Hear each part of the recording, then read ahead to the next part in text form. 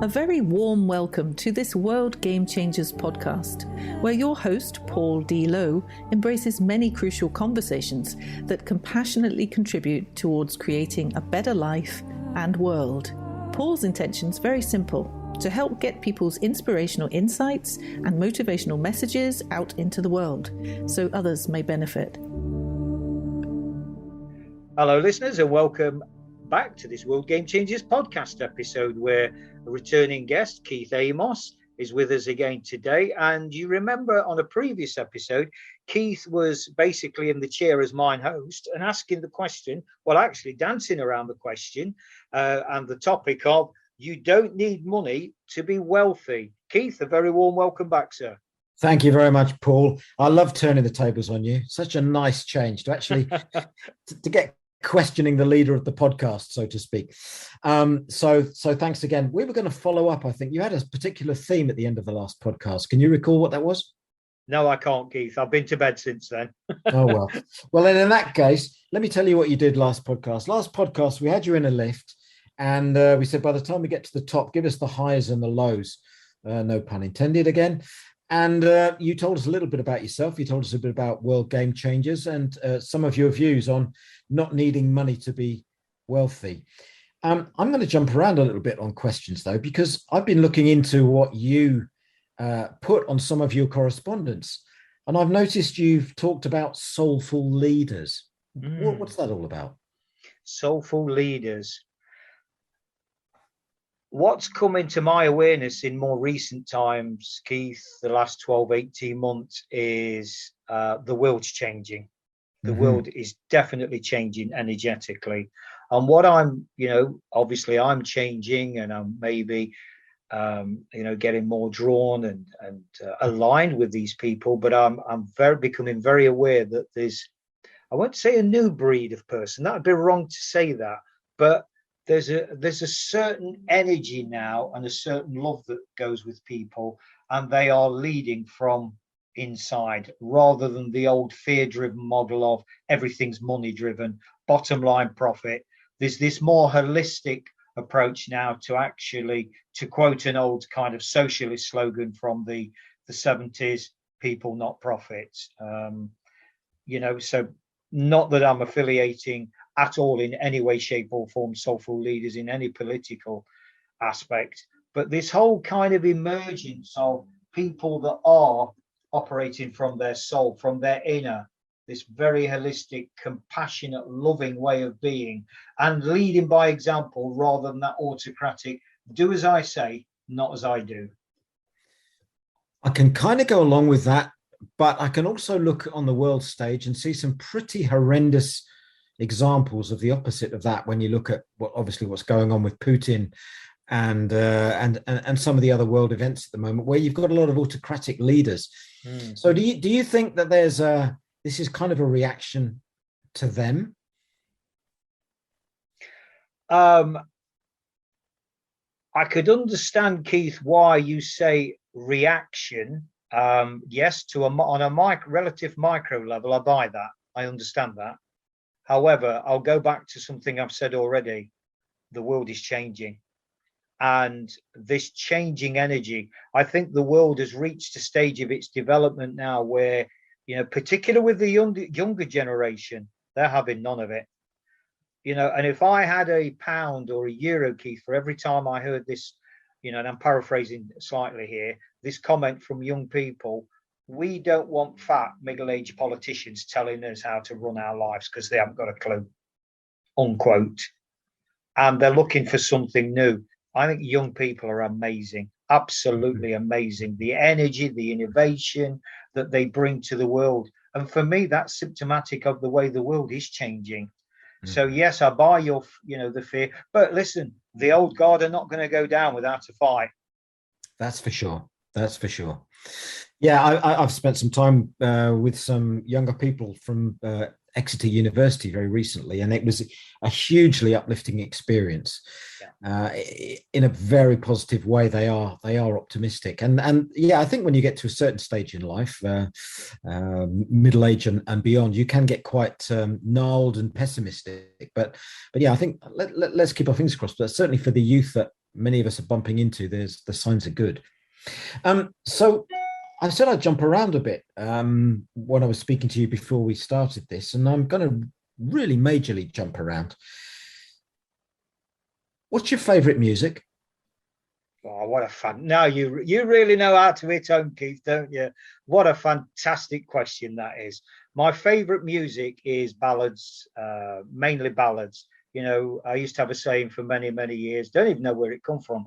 Only sad songs make you cry, and I love that soul searching. That, you know, maybe this thing around love, because I was. It's been such a massive, massive influence in my world.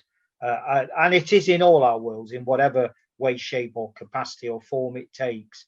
So ballads, Keith, and I particularly when I go back to the 70s and 80s, and you know, I've shared this with one or two people, and it's only a recent kind of drop in the guard revelation that actually one of my favorite songs from the past has been David Cassidy's Daydreamer.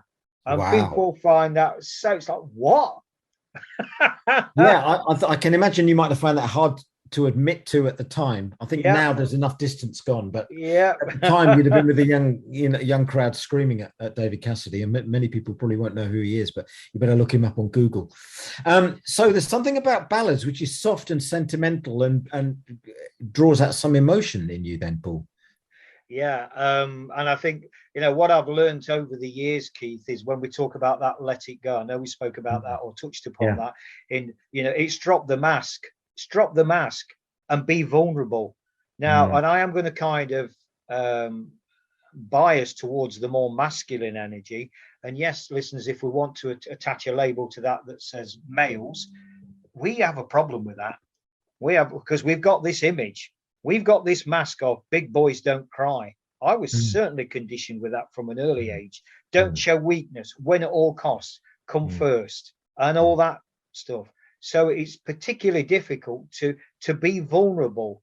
But I'm going into Brené Brown territory, and I quote almost, it seems like every podcast episode, Keith, and no coincidence that Brené Brown's name gets mentioned in this, where she says, our vulnerability is our strength. And I absolutely buy it.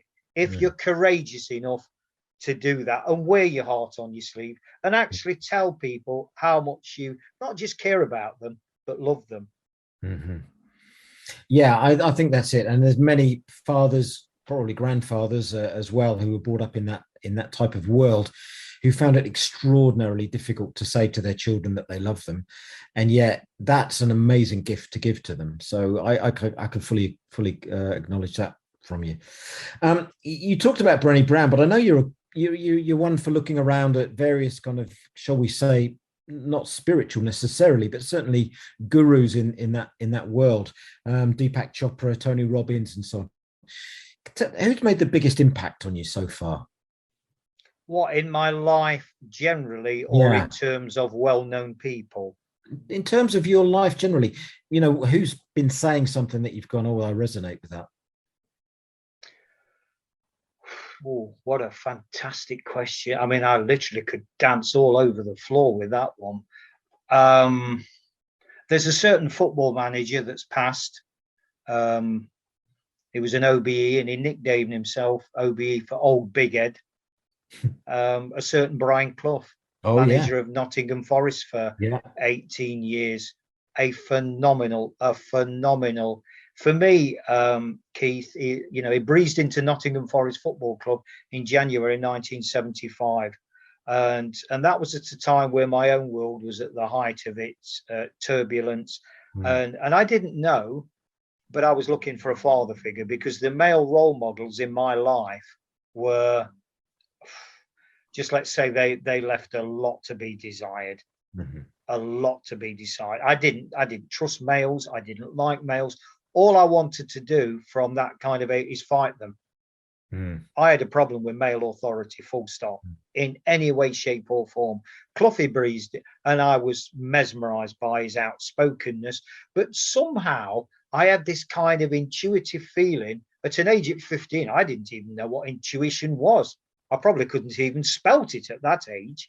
But there was something about this guy, this spirit that I deeply connected with. He's got this brash exterior, this opinionated, what the outside world labeled arrogance and all this. And it's like, no, it's not. And for me, growing up with that, and obviously as a Nottingham Forest supporter, Keith, it held a real power, and I just followed him closely, and I just knew there was so much more underneath this facade, what I call the mask. And so, Cloughy with his philosophy, I mean, he was a master philosopher. That's what I look back on. And what was it, the attraction of this guy? He was ahead of his time. He was a master philosopher about the game of life. He weren't bad at football either.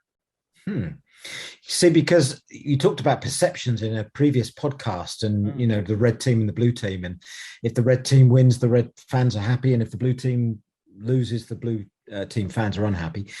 And I remember also Clough. He definitely was a character. He was a bit like Marmite. You love or hate him, right? Yeah. But there was certainly a degree of self-confidence about him. And do you think that's an attractive quality? Yeah, I think self-confidence is absolutely. And I think, there's a very thin line between, and we keep using this, and quite rightly, Keith, this perception there is. Tom Peters coined that phrase. And it's my favorite. Just as a slight aside, when I did my master's in quality management, we studied 6 great quality gurus. 3 were Japanese, 3 were American. And of the 6, they'd all got their own slant on what the word quality meant. And no 2 of them was even remotely close. But the one that resonated very, very strongly with me was Tom Peters. Perception is all there is. Interesting. So you talked about your 15-year-old self, obviously confused, quite violent. I don't think I'm telling tales out of school to repeat that. I think you said it was a tough upbringing. You saw this guy who had something to offer. Let me look at you now, Paul, and say, if you were to go back and whisper in the ear of your 15-year-old self, what would you be saying? I tell you what I would do. It'd be arm round shoulder, and it'd be gentle language, and it'd be language of love. And I would diffuse and break down those barriers of aggression and all this cliche, or big boys don't cry and all that. There is only one language, Keith, and it is the language of love. And, I don't care what backyard you've come from, how tough it is, how violent it's been. I had many years in addiction, as you know. There is, for me, only one thing that's going to soften that, and it's going to drop that, and that is love. That is it. It's the old money makes the world go round. Does it? Does it really? Not in my world, it doesn't. And that's kind of why, you don't need money to be wealthy, because if you've got love, Keith, you are a multi-trillionaire. Oh, superb. You talked about Cloughy, and obviously we've mentioned some of the other gurus, Deepak Chopra, Tony Robbins, and so on. But do any of them, when you think of them, are they heroes to you?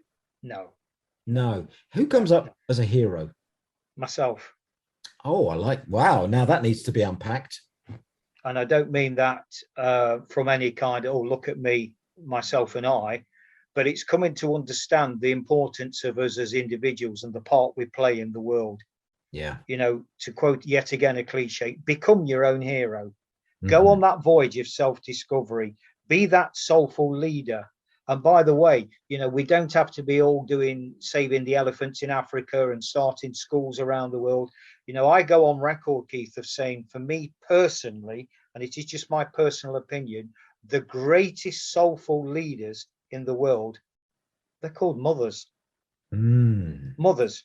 They're the greatest soulful leaders in the world, in my humble opinion. They're real heroes as well. But you see, because, Mrs. Jones, who lives next door, or Mrs. Brown round the corner, or Mrs. Smith, whatever, blah, blah, blah, because they've got a massive, they're not kicking a bag of wind around and earning millions and billions and doing this. Nobody really knows about them. They're the real heroes. So, on that point, Keith, I think we're, I don't know. I mean, is there a kind of another question that we could follow on? I mean, we could talk all day about this stuff. The thing about live podcasts, Paul, is that life gets in the way when you're making other plans. It sounds like John Lennon. My cat is scratching at the door. And on that feline note, listeners, let's close it off by asking Keith just to briefly share his contact details. Thanks, Paul. I'm a career coach, and you can find me on keithamoss.com, KEITHAMOSS.com. It's all there. Thanks, Paul. And just to sign off, listeners, the way we always do, remember, the world's changing. How will you respond?